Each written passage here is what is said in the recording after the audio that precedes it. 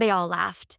My parents, my cousins, even my aunt, who barely knows me outside of holiday dinners.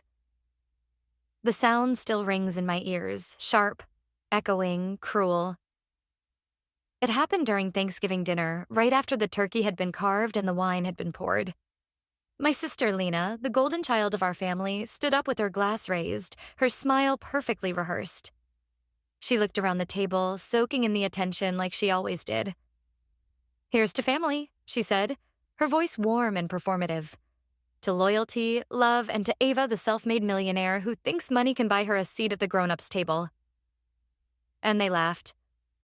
My parents, my uncle, even my cousins, who'd borrowed money from me more times than I could count. I didn't laugh. I stared into my glass of water, the reflections trembling with the sound of their amusement, and I felt something inside me go still. Not break still. When their laughter died down, I lifted my own glass and said calmly, "To the one who just stopped paying for everything you own." The silence that followed was almost holy. Lena's smile faltered. My father's fork froze halfway to his mouth. My mother gave me that warning look, the same one she used when we were kids, and I dared to question her tone. For years, I had bought peace at this table, paid for calm, funded affection, smiled through barbs because it was easier than confrontation. But that night, with one toast, I stopped buying what they were selling. That was the moment everything changed. Growing up, Lena was the star, and I was the shadow that made her shine brighter. She was wild in dazzling talent shows, boyfriends, endless laughter.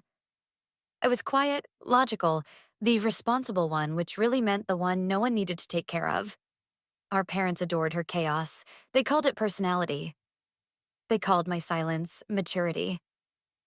By 16, I had a part-time job and my own savings account.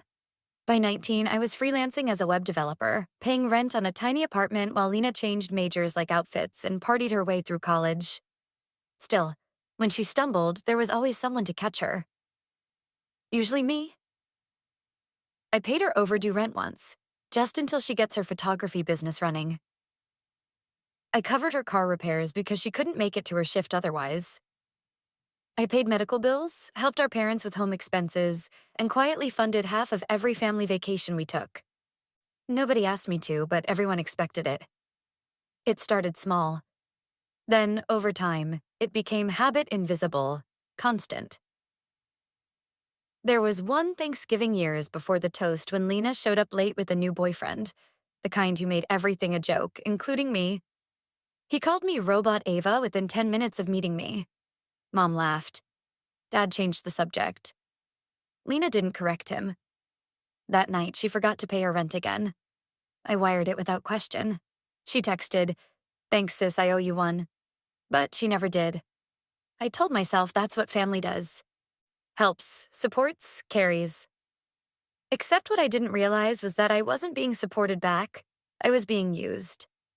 Over the years, the jokes got sharper. "Don't work yourself into a grave, Ava," my uncle would say. "Money doesn't buy happiness," my mother added like a proverb. Lena even gave me a Christmas mug once that said, "CEO of being lonely." They all thought it was hilarious. And I laughed too, because it was easier than showing how much it hurt. When Lena stood up that Thanksgiving and made her toast, "Here's to family, except for Ava, the failure who thinks money makes her matter," I didn't hear insult. I heard truth. Not about me, about them. Because that night I realized something. They didn't love me. They loved what I gave them. And when the giving stopped, so would the illusion of family. So I stopped.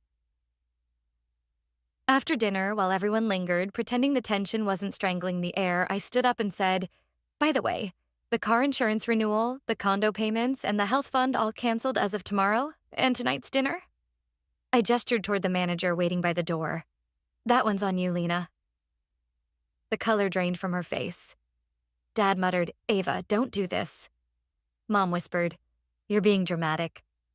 But I wasn't dramatic. I was deliberate. For once, I wasn't buying peace. I walked out before dessert. By the time I got home, my phone was buzzing. Text from Dad. "That wasn't fair, Ava. You embarrassed the family." Voicemail from Mom. She was joking. Don't ruin decades of love over one comment. Message from Lena. You seriously need help. Hope your money keeps you warm. I didn't reply to any of them.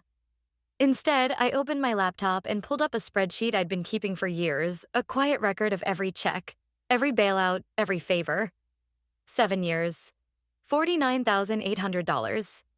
Rent, tuition, cars, medical bills, birthdays, trips. All the invisible lifelines that had kept them comfortable. I stared at the numbers and whispered to myself, this isn't revenge, it's proof. Then I attached it to an email.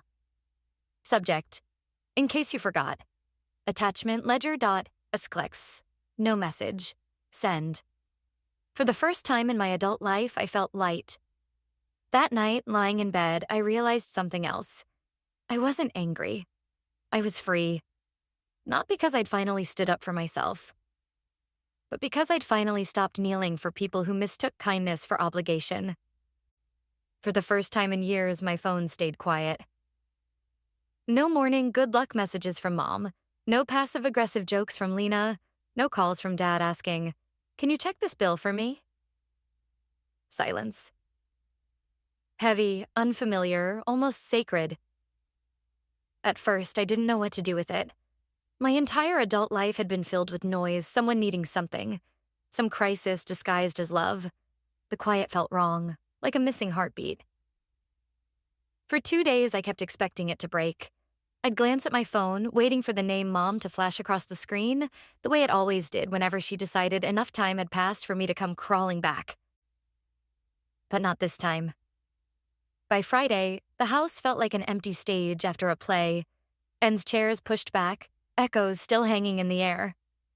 I walked from room to room without purpose, trying to remember when my life had stopped being mine. That night, I opened the spreadsheet again. Not to add or delete anything, just to look. Every line was a ghost of a moment I had called help, but should have named sacrifice. I closed the file. Then I shut down my laptop, put it away, and decided not to touch it again. I didn't owe anyone a thing anymore. Saturday morning, a neighbor knocked on my door. Package for you, he said, handing me a box the size of a shoebox. No return label. Inside, wrapped in gold tissue paper, was the mug Lena had given me last Christmas. CEO of Being Lonely. Except now the handle was broken off. No note, just the crack where someone had snapped it clean.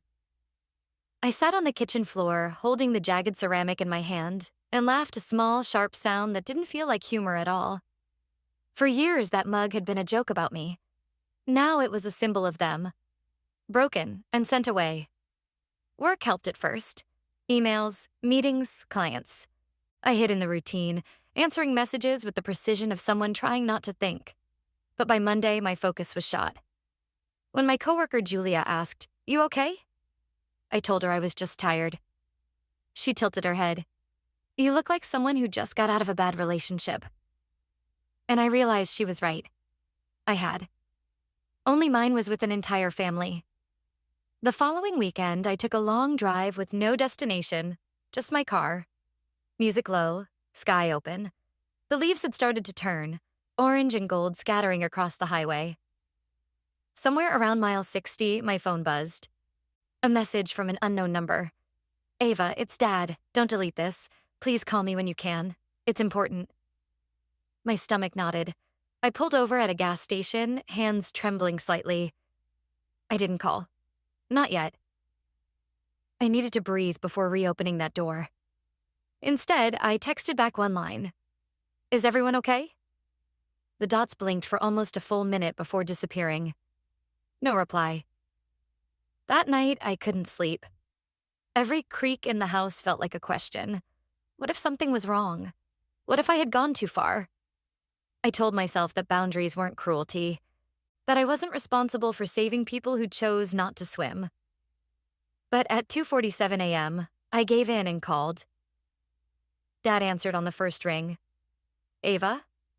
His voice sounded smaller than I remembered. "What's going on?" I asked. He hesitated, then said quietly, "Nothing you can't fix." There it was, the familiar weight, sliding back onto my shoulders like an old coat. I took a deep breath. I can't fix things anymore, Dad. Not like before. I know, he said quickly, too quickly. It's not about money, it's about your mother. She's worried. About what? You, he said. She misses you. We all do. I leaned against the counter, staring at the moonlit tiles. Do you miss me? Or do you miss what I did for you? He didn't answer. The silence stretched so long that I could hear him breathing on the other end, slow, uneven. Finally, he said, maybe both. After we hung up, I stood at the window and watched the streetlights flicker. Somewhere deep down, I felt a tiny ache, the part of me that still wanted my parents to be better than they were. But wanting and reality were two different languages, and we hadn't spoken the same one in years. Days passed, then a week, then two. Work consumed me, but underneath every meeting and email, I could feel something building, like a storm gathering at the edge of town. And then it came. A message from Lena. We need to talk. It's about Mom and Dad. Don't ignore me.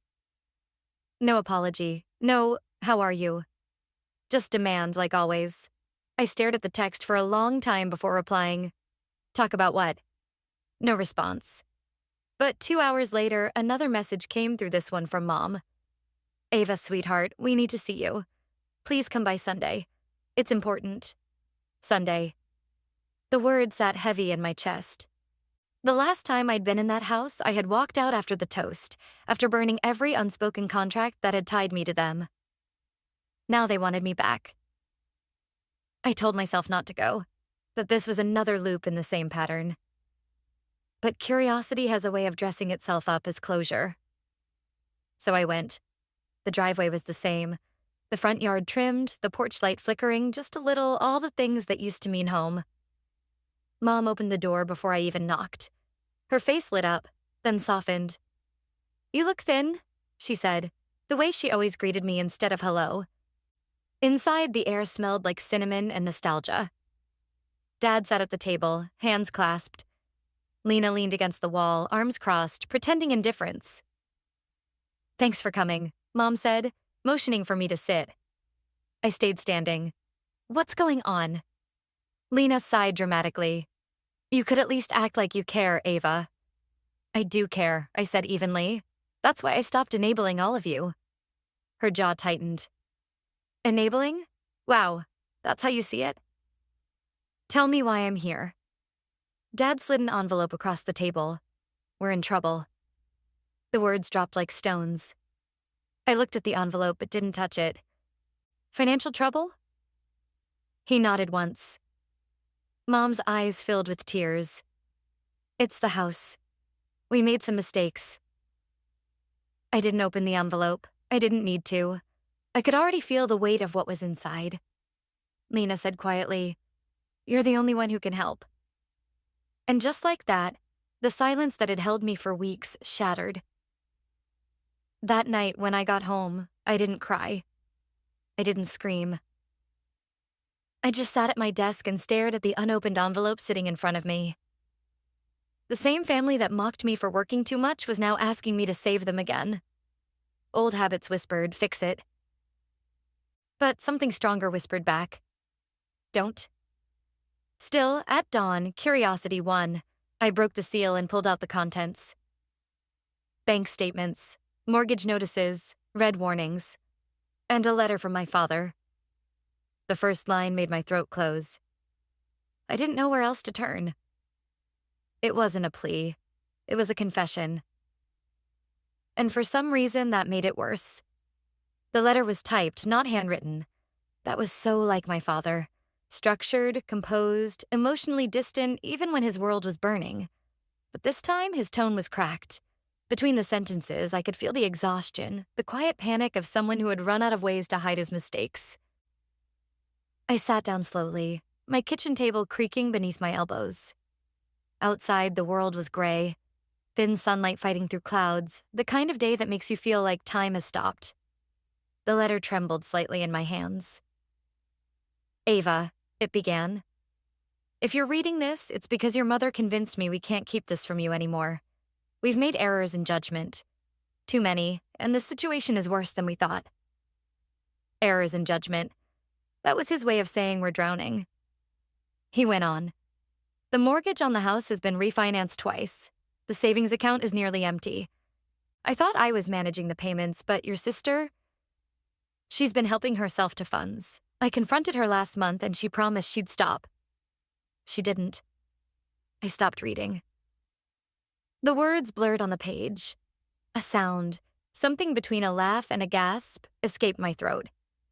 Of course it was Lena. It was always Lena. I read the next paragraph slower, bracing myself. I discovered withdrawals labeled as business expenses, her photography venture, she said, but the amounts didn't add up. When I checked the statements, I realized some were transferred directly to her personal account. I wanted to tell you, but your mother begged me not to. She said you'd already done enough. She said you'd hate us if you knew. I set the letter down. My pulse thudded in my ears. Hate wasn't the word, it wasn't even close. What I felt was something deeper, an ache that had no name. The kind that comes when love has been chipped away for so long, there's nothing left but bone. I flipped through the rest of the envelope. There were photocopied bank statements, highlighted transactions, and screenshots of emails. Each one was worse than the last. Thousands transferred in regular intervals, sometimes weekly, sometimes every few days. Eros. That was Lena's signature on every one of them. There were notes in Dad's handwriting beside a few of the statements. Did we authorize this? Ask Lena, says it's business. This can't continue. I pressed my thumb to the ink, smearing it slightly. My father, the man who prided himself on control, on stability, had been unraveling quietly while I'd been busy cutting ties. A whisper of guilt tried to crawl its way back into my chest. I pushed it down. This wasn't my fault. Still, I couldn't shake the image of him sitting at his desk, calculator in hand, trying to make sense of numbers that didn't add up, while Mom pretended it wasn't happening. And Lena. She just kept taking. I made tea I didn't drink. I sat there for almost an hour, reading and rereading until I knew every figure by heart. Finally, I pulled out my phone and opened my messages. Lena's name stared back at me. The last text still unread. We need to talk. I typed out a dozen different replies, deleted them all. Then, finally, I wrote, You stole from Mom and Dad. Don't bother denying it. I have the proof. Her response came faster than I expected. Wow, you went through their mail now? Classic. You're unbelievable, Ava. Always looking for someone to blame. Then, maybe if you didn't make everything about money, we'd actually be a family. I stared at the screen, my hand tightening around the phone. There it was. The cycle. The same pattern every time. I'd confront her, she'd deflect, and somehow I'd end up the villain. But not this time. Lena, you drained their accounts. You jeopardized their home. You lied. Don't twist this into another guilt trip. She didn't respond. Not for hours. When she finally did, it was short. You have no idea what they asked me to do. That sentence sat heavy on my chest. What did she mean? That night, I couldn't sleep. Every thought circled back to those words. What they asked me to do. At 3 a.m., I got up, pulled on a hoodie, and drove to my parents' house. The roads were empty, streetlights stretching like blurred lines in the rain. When I got there, the house looked smaller somehow. The porch light buzzed faintly. For years, that house had been the backdrop of every sacrifice I'd made. Now it was the evidence.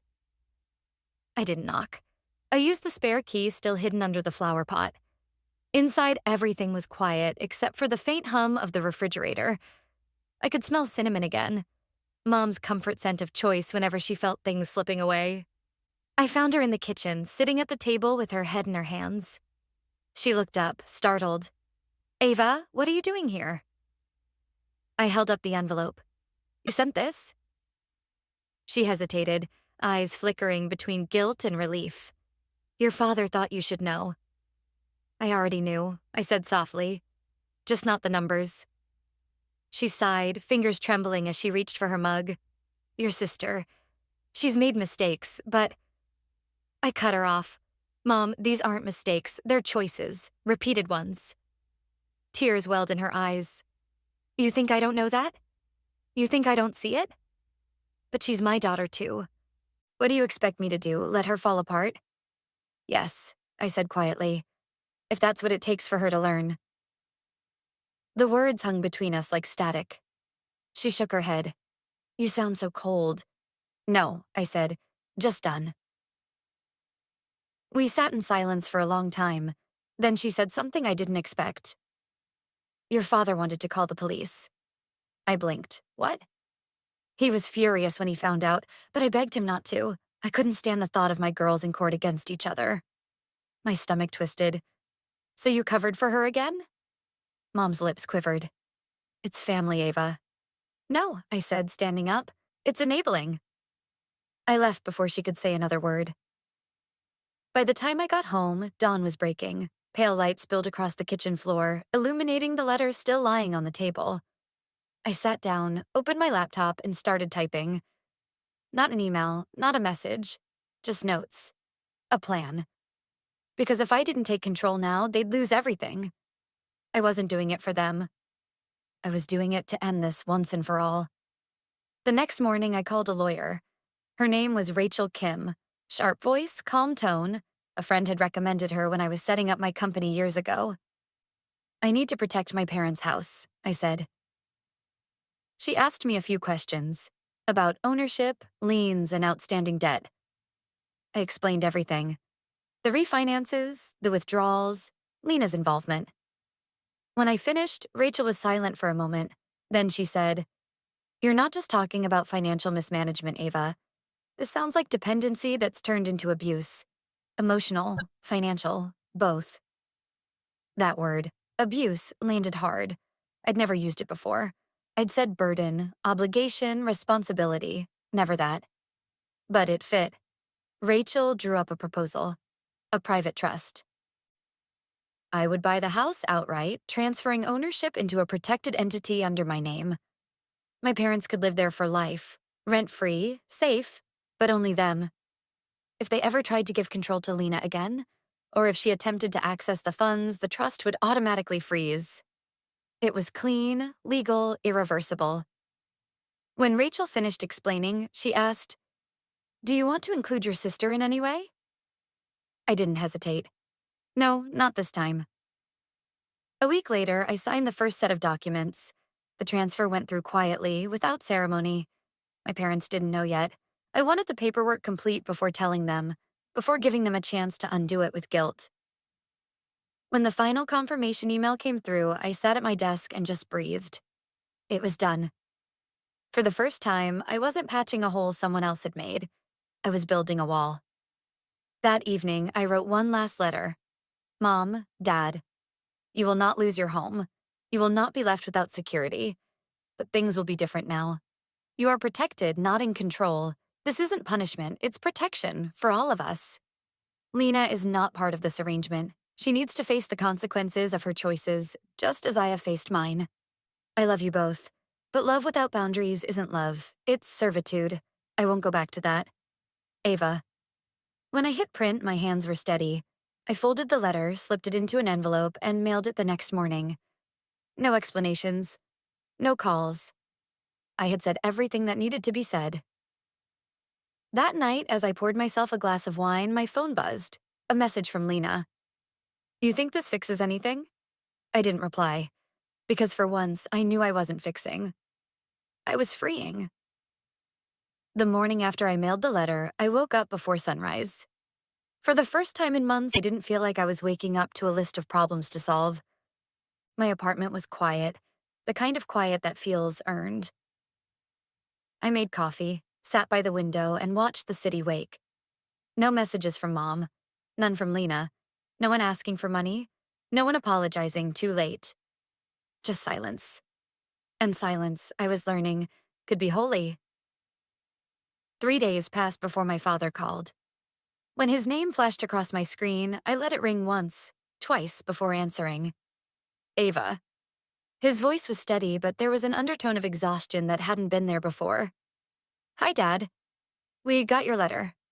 I figured. He paused. That was quite a move you made. I had to, I said simply. He sighed. You went too far this time. I let out a short laugh. Dad, that's what you said when I moved out. When I refused to co-sign Lena's second car loan. When I told you I wouldn't pay for her condo repairs. You said I was going too far every time I stopped letting myself drown for her. He didn't argue. Instead, I heard him breathe out. Long, heavy, almost defeated. We signed the papers, he said finally. Your lawyer explained everything. Your mother cried the whole time. I know she did. She thinks you hate her. I don't hate her. I just don't trust her choices anymore. He was quiet for a while. Then, softly, you remind me of your grandmother. She built walls too high for anyone to climb. Maybe, I said, but she stayed standing. Later that day, Mom called. I didn't answer. Then a second call. Then a voicemail. Ava, I don't even know what to say. You've made everything so official, so cold. We're grateful, but this isn't how families work. I listened to it twice, shaking my head. That was the problem. In our family, chaos was the language of love. Boundaries sounded like betrayal. It was a week before I saw any of them in person again. Rachel, my lawyer, had scheduled the final signing at her office. I showed up in a black coat and a calm expression. Mom and Dad were already seated in the conference room, their hands clasped tightly together. Rachel greeted me with a small nod and began explaining each document, the trust terms, the restrictions, the transfer clauses. I watched my parents sign each page slowly, like they were signing away control of something sacred. When it was done, Rachel closed the folder gently. That's it. The house is officially secured. Mom looked at me across the table, her voice barely above a whisper. You didn't have to do this, Ava. I know, I said, but you weren't going to. She swallowed hard, eyes glassy. You think this makes you the hero? No, I said quietly. It makes me the one who finally stopped pretending. Dad reached out then, covering Mom's trembling hands. He didn't speak, but there was something in his eyes, a flicker of understanding. Not approval, but recognition. Afterward, I didn't stay for lunch. I didn't want the small talk, the forced smiles. I walked out of that office and into the sunlight feeling like I'd just stepped out of someone else's story. For the first time in years, I wasn't part of the family script. I was the editor. That night, I poured myself a glass of wine and sat at my kitchen table, the same one where I'd once read the letter that broke everything open. Now, new documents sat there instead. Deeds, contracts, signatures. Proof that I had finally built something solid, something that didn't rely on apologies or guilt. I wasn't the fixer anymore. I was the architect. It was almost midnight when the knock came. 3 sharp hits against the door, familiar, impatient. I didn't need to look through the peephole to know who it was. Lena. I opened the door halfway. She stood there in an oversized hoodie, mascara smudged, eyes red like she hadn't slept in days. We need to talk, she said. Her voice wasn't angry. It was tired, the kind of tired that sits beneath your skin. I hesitated, then stepped aside. Come in. She walked past me like she owned the place. Some habits never die. For a long moment, she just stood in the middle of my living room, arms crossed, staring at nothing. Then, quietly, you bought the house. Yes. Without telling me. It's not your house, Lena. She turned sharply. It's our family's house. Which you were bleeding dry. Her jaw tightened. I didn't take that much, and I was going to pay it back. With what? I asked. Your photography business that's been almost profitable for 6 years? Her eyes flashed. You don't have to say it like that. Like what? I said. Like the truth? Silence stretched between us, thick and uncomfortable. Finally, she said, You're acting like you're better than everyone. I shook my head. No, I'm just finally acting like I matter too. She laughed bitterly. So this is your version of control. Buying the house, cutting everyone off, writing letters like you're some savior. I'm not saving anyone, I said, stepping closer. I'm protecting myself. And Mom and Dad, even if they won't admit it. Her voice cracked. You think this fixes anything? No, I said, but it stops the bleeding. She stared at me then, really stared. And for the first time in years, she didn't look defiant. She looked lost. I didn't know it was this bad, she said softly. Dad kept saying he'd handle it. I cut her off gently. You thought there'd always be another bailout, another check, another Ava to clean it up. Her silence was the closest thing to an admission I'd ever get. She sank onto the couch, her hands covering her face. You hate me. I don't, I said, sitting across from her. But I can't save you anymore. She looked up, eyes glistening. So what do I even have left? I met her gaze steadily. Whatever you choose to build. We sat there in silence for a long time. Outside, the city hummed with life. Cars, laughter, a siren in the distance. Finally, she stood. You really mean it, don't you? You're cutting me off. I already have, I said quietly. She gave a hollow laugh, then walked toward the door. You sound just like Dad when he gave up on his dreams. Maybe he should have, I said. She paused, one hand on the doorknob. You'll regret this. Maybe, I said, but at least the regret will be mine. She didn't slam the door. She just left, quietly. And when the sound of her footsteps faded, I felt something I hadn't felt in years. Peace. That night, I wrote one line in my journal. Freedom isn't loud. It's quiet. It doesn't look like fireworks. It looks like an empty doorway and the sound of your own heartbeat finally slowing down. 2 weeks later, Rachel called to confirm everything was finalized. The trust was active. The house was safe. My parents were secure. Congratulations, she said. You've done a good thing. I smiled faintly. It doesn't feel good, just necessary. That's what real boundaries usually feel like, she replied. Necessary, not nice. That evening, as I stood by my window watching the city lights flicker on one by one, I realized something. For so long, I'd tried to be the glue that held everyone together. But glue only works when the pieces want to stay connected. Now, I was building something new. Not a family held together by guilt, but a foundation built on truth. I wasn't the failure. I wasn't the provider. I wasn't the scapegoat. I was the architect. And the blueprint from here on out was mine. For a week after Lena left, everything was still. Too still. No messages, no calls, no knocks on the door.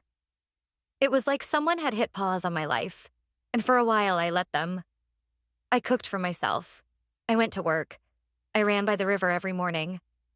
It felt foreign, living without waiting for the next crisis. But quiet doesn't stay quiet for long, not in families like mine. The first sign came through social media. A cousin I hadn't spoken to in years posted a cryptic story. When money divides love, no one wins. 2 hours later, another relative liked it. Then another. By evening, the whispers had turned into messages, polite, sugar-coated words that dripped with judgment. Hey, just checking in. Your mom mentioned you made some big decisions about the family home. Heard there's some tension between you and Lena. Hope it's nothing serious. Nothing serious. Right. I ignored them all. Then came the call I couldn't ignore. Mom. She didn't even say hello. Do you know what people are saying about us? I don't really care, I said, reaching for my coffee. Well, you should. They think we're helpless. They think you took everything from us. I closed my eyes. Mom, I didn't take anything. I protected it. You humiliated your father, she said, voice rising. Do you know what it's like for him to admit he doesn't even own his own house anymore? He never really did, Mom. The bank did. I just changed the name on the paperwork. She gasped softly, as if I'd said something cruel instead of true. You always think you're the only one who understands anything, she whispered. You think love means control. No, I said. Love means responsibility. And you all forgot what that looked like. After she hung up, I sat there for a long time, my coffee growing cold.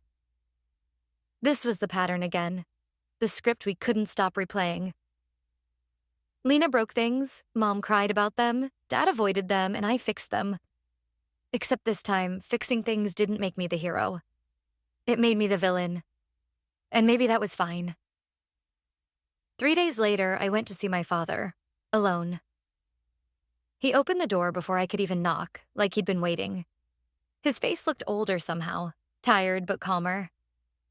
He didn't scold me, didn't thank me either. Just said, "Come in." The house looked different now. Sparse. No candles burning, no fake warmth, just furniture and silence. We sat in the living room, 2 cups of tea between us. He spoke first. "Your mother hasn't stopped crying." "I know. She says you took away her sense of safety." "I gave her actual safety," I said quietly. He nodded slowly, eyes fixed on his cup. "You did what I couldn't. I spent years trying to keep this family afloat. I thought if I worked harder, shouted less, forgave more, it would fix itself." He looked up then, his eyes weary but honest. "It never did." For a long time, neither of us spoke. Then he said something I didn't expect. "You were right to do it." I stared at him. "What?" He gave a sad half-smile. "Don't tell your mother I said that." I laughed softly. Wouldn't dream of it. That small moment, his quiet acknowledgement, was more healing than any apology could have been. When I left, he walked me to the door and said, "Your sister's been calling. I haven't answered. I don't know what she wants." "She wants the same thing she always wants," I said. "Control." He nodded. "Be careful, Ava. People who lose control don't disappear. They look for new ways to get it back." That warning echoed in my head for days, because 2 nights later, Lena proved him right. It was around 11 p.m. when I got the text. "You really thought this was over?" I stared at it, heart thudding once. Hard. Then another came through. "You can't just erase me, Ava." And then, "Check your email." I opened my laptop slowly, dread curling in my stomach. The email was from her business account, the one she'd used for years. Attached were 6 documents: bank statements, expense reports, old loan applications. All with my name listed as a guarantor. Except, I hadn't signed any of them. I scrolled faster, pulse racing. They weren't real, but they looked real enough. She had forged my signature. She'd been using my name, my credit, to secure business loans. My blood went cold. The next morning, I went straight to Rachel's office. I handed her the printed emails, my hands shaking. She scanned them quietly, flipping through each page. "You're certain this isn't your signature?" "Positive." She nodded. "Then this isn't just fraud against your parents anymore. It's identity theft." The word hung in the air like thunder. I sat back in my chair, staring at the ceiling. Of course she'd do this. Rachel looked at me carefully. "You know what I'm going to say next." "Press charges," I whispered. "Yes." I swallowed hard. "She's my sister." "She's also a criminal, Ava." That word hit like a slap. I wanted to argue, to protect the little girl I used to share secrets with, not the woman who'd turned deceit into an art form. But the truth was staring right at me, in her forged handwriting. I didn't answer right away. I needed to breathe, to think. Rachel slid the papers back toward me. "You don't have to decide today, but don't wait too long. These things escalate quickly." I nodded, gathered the pages, and left. Outside, the air was sharp and bright. People walked past me, laughing, living, unaware that someone else's world was quietly fracturing. Mine. That evening, I sat on my couch surrounded by papers, the old letter from my father, the trust documents, now these forgeries. My whole life reduced to proof of betrayal. I thought about every time I'd forgiven Lena, every "I'll do better," every tearful apology, every excuse I'd believed. And for what? So she could use my name to fund another lie? My phone buzzed again, a new message.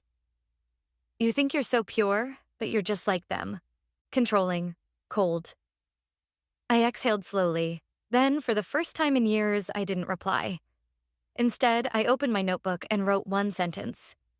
Sometimes the only way to save yourself is to let the story burn. The next morning, I called Rachel. File the report, I said. There was a pause, then a quiet, steady, good choice. And as she explained the next steps, statements, evidence, police reports, I felt something heavy lift off me. Not relief exactly, just truth. For once, I wasn't saving Lena.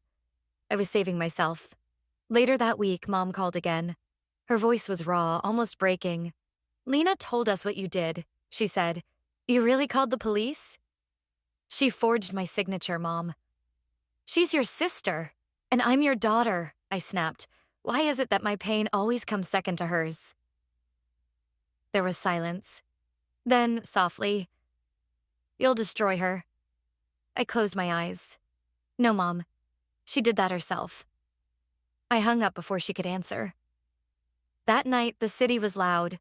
Sirens, traffic, life moving forward. I stood by the window, arms folded, watching the lights blur in the glass. There was no satisfaction, no triumph, just exhaustion. But beneath it, something new. A quiet certainty that I'd finally broken the cycle. No more saving. No more pretending. Only truth and the cost it carried. When I finally went to bed, I slept deeply. No dreams, no anxiety. Just the kind of stillness that only comes when you've chosen yourself after a lifetime of choosing everyone else. It's strange how quiet justice sounds. No gavel, no dramatic music. Just a series of phone calls, meetings, and signatures that begin to rewrite your life. After I filed the report against Lena, the days blurred together. Slow, methodical, filled with paperwork and questions.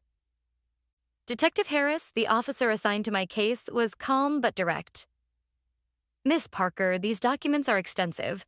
You're certain you never authorized any of these transactions? I'm certain, I said, steady. And the digital signatures, those aren't mine. He nodded, jotting notes. Then we'll start with the banks and credit institutions. If what you're saying holds, your sister could be facing multiple counts of fraud. That word again. Fraud. It felt too big, too official, too final. When I left the station that day, I didn't cry. Not in the car. Not at home. Not even when I found one of Lena's old scarves still hanging in my closet. Tears had lost their purpose somewhere along the way. The first real ripple hit 2 days later. Mom showed up at my apartment. No call, no warning, just a frantic knock that could have woken the entire building. When I opened the door, her face was pale, her eyes red. Ava, she said, voice trembling. What have you done? I stepped aside, letting her in. You shouldn't be here, Mom. She ignored that. The police came to the house this morning. They asked about Lena's accounts, about you. Your father almost collapsed. I closed my eyes, inhaled slowly. Mom, they came because she broke the law. She's your sister. You keep saying that like it's supposed to erase what she did. I snapped, louder than I intended. She flinched, but I didn't stop. Do you realize she used my name to take out loans? Do you understand she put me at risk? My credit, my business, everything I've built, she could have destroyed it. Mom covered her mouth, tears spilling over. You didn't have to do this publicly. You could have kept it in the family. Kept it in the family? I laughed bitterly. That's what we've always done, right? Cover, excuse, pretend. That's why we're here. She looked at me, helpless. You don't mean that. I do, I whispered. For once, I mean it completely. She sat down on the couch, shaking. I know she's made mistakes, she said finally, but this will ruin her life. I sank into the armchair opposite her. Mom, she ruined mine long before this. There it was, the truth I'd been afraid to say aloud. Silence filled the room. Heavy, final. Then she stood, clutching her purse like a lifeline. You've changed, Ava. Maybe I finally grew up. She didn't answer. She just walked to the door, paused for a moment like she wanted to say something else, and then left. When the door clicked shut, I didn't chase her. I just sat there, listening to the quiet hum of the refrigerator, realizing this silence was what freedom sounded like. Weeks passed. I went to work, attended meetings, smiled when necessary. But at night, I'd find myself scrolling through old photos, family barbecues, birthdays, Christmas mornings. Lena always in the middle, glowing. Me somewhere in the background, holding a camera or carrying a plate. The supporting role I'd played so well. Now, that version of our family didn't exist. One morning, Detective Harris called. Miss Parker, the banks confirmed the documents were falsified. We've traced the activity to your sister's accounts. She's being called in for questioning today. I gripped the edge of my desk. Questioning? Yes, you'll likely be asked to give a formal statement again next week. After we hung up, I just sat there, staring at my phone. The reality was hitting harder now. Not the anger, but the grief. Not for what Lena did, but for what I'd finally ended. There's a kind of mourning that comes after you stop pretending your family is fine. It's not loud. It's a quiet ache that lingers behind your ribs. That evening, Dad called. His voice was calm but tired. I spoke to your mother, he said. She's struggling. I know. And Lena? They're questioning her, I said. I don't know what'll happen next. There was a pause. Then softly, you did the right thing. Those 5 words nearly broke me. Dad, he interrupted. You didn't deserve what she did, Ava. None of us did. I should have stopped it years ago, but I didn't want to see her for what she'd become.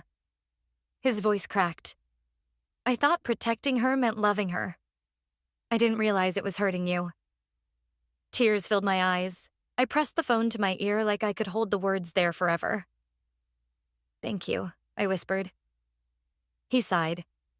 I wish that made up for everything else. It's enough, I said, and meant it. A week later, Lena called. Blocked number. I almost didn't answer.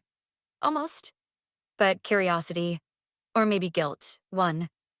Hello? Her voice was hoarse, tired. You really did it. Lena. Do you know what they said to me? They said I could go to jail. Do you understand what that means? I swallowed hard. Yes, I'm your sister, she said, voice trembling now. You're supposed to protect me. No, Lena, I was supposed to love you, and I did. For years, I loved you so much I forgot I was allowed to protect myself too. You're exaggerating. I cut her off. You forged my name. You used my credit. You made me responsible for your mess. She went quiet, then softer. I didn't think it'd go that far. I just needed help. You always need help, I said, and I always gave it. You just stopped noticing the cost. Her breath hitched. You hate me now. I closed my eyes. I don't hate you. I just finally stopped trying to save you. Silence. Then a whisper. They're saying I could lose everything. Maybe you'll finally understand what that feels like, I said. She exhaled shakily. I didn't want this, Ava. Neither did I. The line went quiet. Then, before she hung up, she said, You think you're free now, but you'll always be alone. The words stung, not because they were true, but because a part of me feared they might be. 2 days later, I received a letter. No return address, just my name in familiar handwriting. I knew before opening it who it was from. Inside, a short note. Ava, you won. Congratulations. I hope it feels good to watch everything crumble. You've always been good at building walls. I just didn't think you'd lock me out completely. Don't worry, I'll disappear since that's what you wanted all along. Maybe one day you'll realize you didn't have to destroy me to find yourself. Lena. I folded the letter carefully, then placed it in the same folder where I'd kept my father's earlier note. 2 pieces of paper. 2 sides of the same truth. For days, I carried that letter in my bag. Not because I wanted to forgive her, but because I needed the reminder of what boundaries cost. People talk about freedom like it's light and easy. But freedom, I've learned, is heavy at first. It's guilt and grief and silence all tangled together. Yet even with all that weight, it still feels better than being trapped. The case didn't go to trial immediately. Lena agreed to a restitution settlement, a financial repayment plan supervised by the court. No prison, no headlines. Just paperwork, silence, and the slow unraveling of what used to be a family. When Detective Harris called to confirm the outcome, I simply said, "Thank you," and hung up. That night, I poured a glass of wine and stood by the window. For the first time in years, I didn't feel fear when my phone buzzed. I didn't brace for another emergency. I just let it ring and fade away. The city lights outside shimmered against the glass, and I caught my reflection. Calm, steady, alive. Not a savior. Not a villain. Just a woman who finally chose herself. In the weeks that followed, I started to live again. I joined a local book club. Took a solo trip to the coast. I even deleted Lena's number. Not out of spite, but acceptance.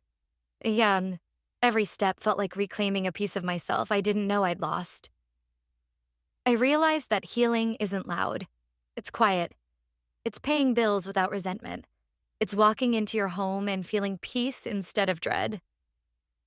It's drinking coffee in the morning and not flinching when the phone rings.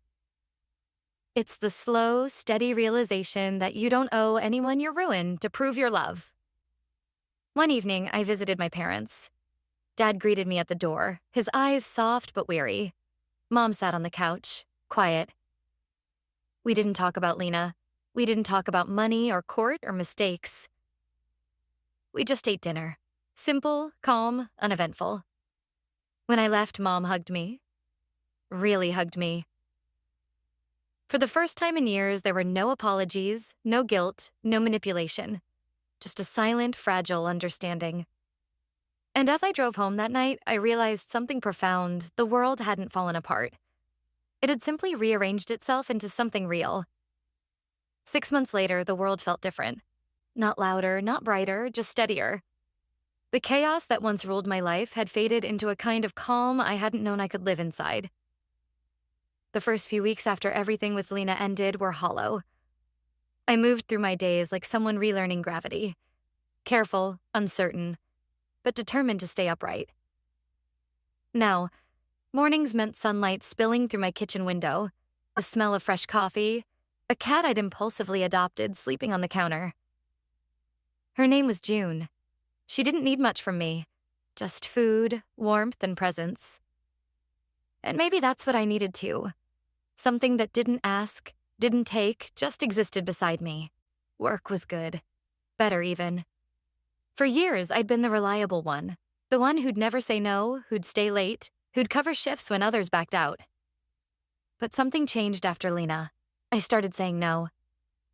Not out of rebellion, but respect. Respect for my time, my peace, my sanity. And the strange part? People respected me more for it. Boundaries, I realized, don't just protect you, they teach people how to treat you. I hadn't seen Lena since that last letter. The restitution payments arrived on schedule each month, routed through the court. No messages, no contact. At first, the silence gnawed at me. There was always a small part of me that wanted her to call, to apologize, to say, "I finally understand." But she didn't. And over time, I stopped waiting for it. Forgiveness, I learned, doesn't need the other person's participation. Sometimes, forgiveness is just letting the memory stop hurting. Spring arrived quietly that year. I took a weekend trip to the coast. Just me, my camera, and June, tucked safely in our carrier.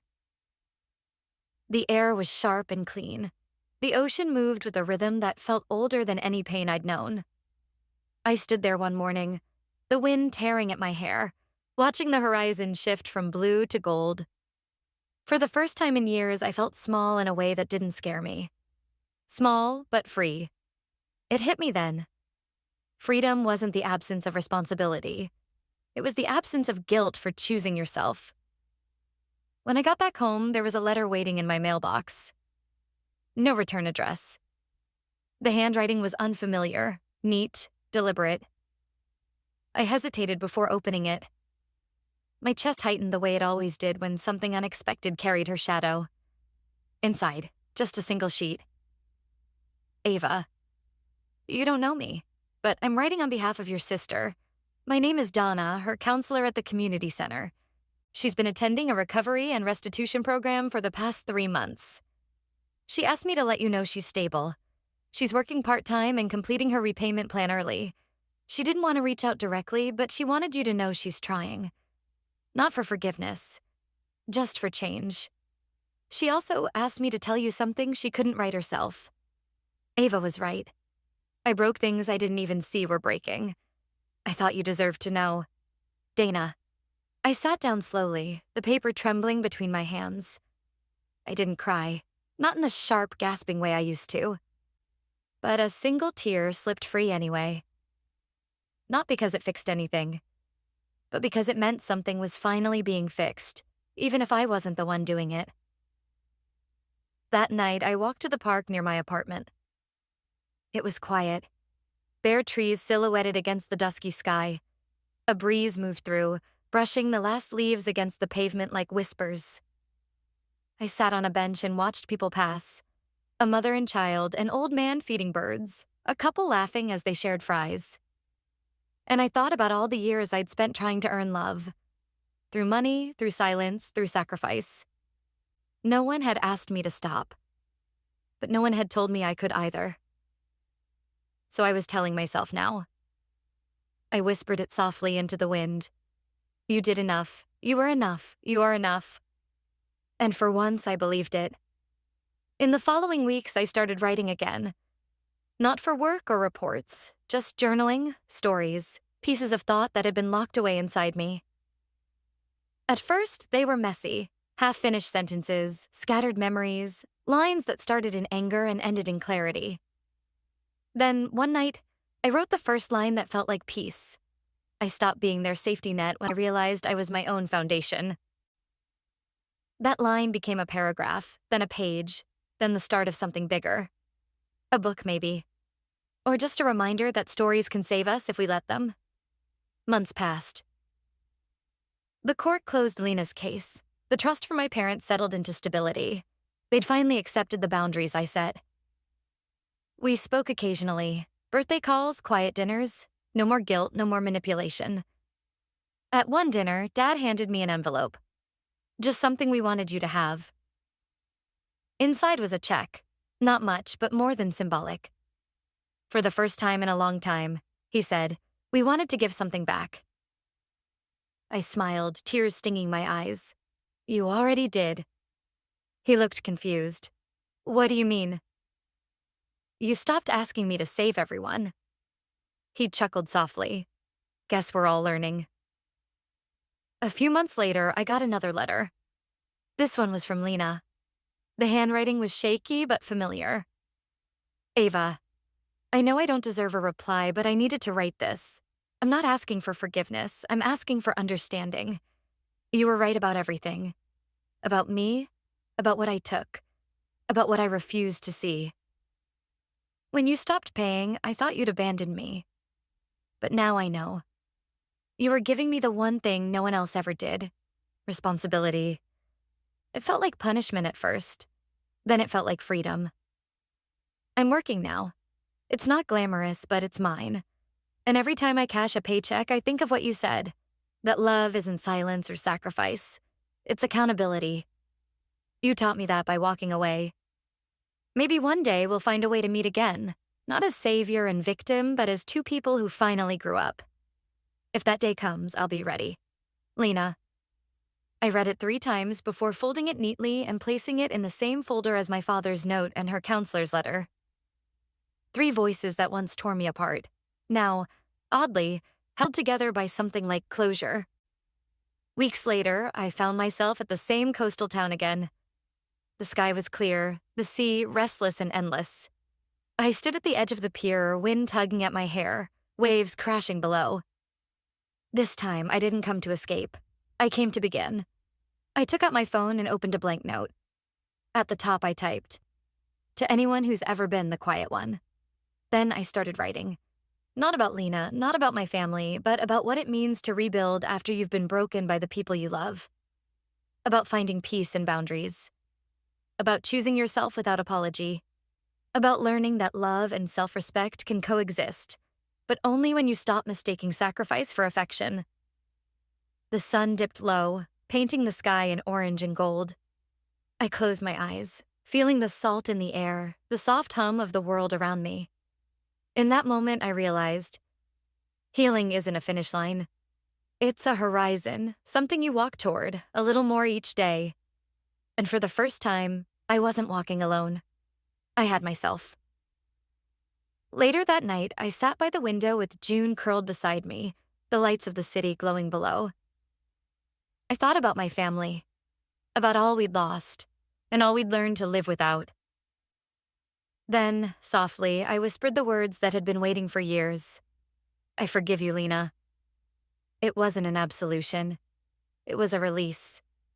A way of saying, you don't owe me, and I don't owe you. We were both free now. Before bed, I opened my journal and wrote one final line. Once upon a time, I tried to buy love. Now I build peace. And with that, I closed the book. Not as an ending, but as a beginning.